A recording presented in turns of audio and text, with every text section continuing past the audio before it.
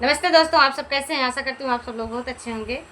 मैं एक करवा चौथ का गीत लेकर आई हूँ, आप लोग सुनिए और जैसे भी लगे कमेंट करके ज़रूर बताइएगा। तो चलिए हम आपको गीत सुनाते हैं प्यारा सा। सजवले रहिया गौरा मैया सिंदूरा से मांग हो, सजवले रहिया गौरा मैया सिंदूरा से मांग हो, सजवले रहिया गौरा मैया तोहरे सहारे हमर कुल परिवार बा, तोहरे सहारे हमर कुल परिवार बा।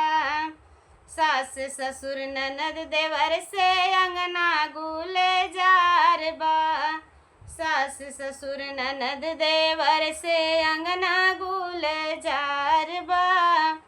कबहू न टूटे मैया, कबहू न टूटे मैया नेहिया के डोर हो, सजवले रहिया गौरा मैया सेनुरा से मांग हो, सजवले रहिया गौरा मैया सेनुरा से मांग हो, सजवले रहिया गौरा मैया तोहरे कृपा से हाथे खान के कंगनवा, तोहरे कृपा से हाथे खान के कंगनवा।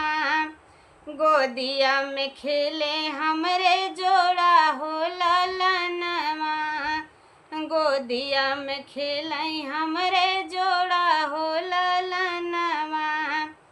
हर दम रखिया मैया, हर दम रखिया मैया चरनिया के पास हो, सजवले रहिया गौरा मैया सेनुरा से मांग हो, सजवले रहिया गौरा मैया सेनुरा से मांग हो, सजवले रहिया गौरा मैया। तन मन धनवा से करी ले पूजनवा, तन मन धनवा से करी ले पूजनवा। तोहर दिहाल माइया है मोर सजनवा, तोहर दिहाल माइया है मोर सजनवा। चमकत रहे मैया, चमकत रहे मैया सेंदूरा से मांग हो, सजवले रहिया गौरा मैया सिंदूरा से मांग हो, सजवले रहिया गौरा मैया सेनुरा से मांग हो, सजवले रहिया गौरा मैया।